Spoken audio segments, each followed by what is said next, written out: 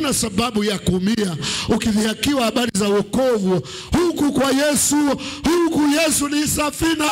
Sisi wenzio ni kama vile, wapenda wana Yesu wasifiwe, ni kama vile, sijui nichukulie mfano hivi.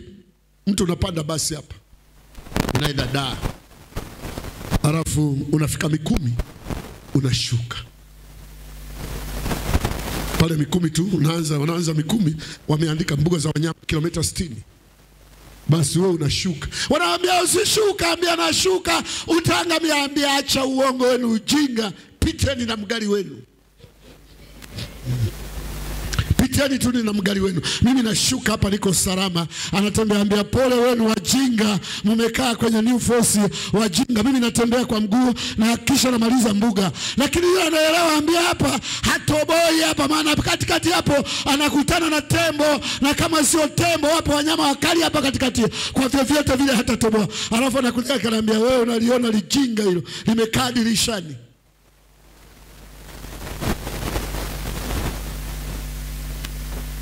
Na wewe uko mule yale maneno, anambia yani yule amenitukana, sijui nishuke, maana ametukana tu sikubwa, ameambia nimekaa dirisha ni New Force, nishuke sijui.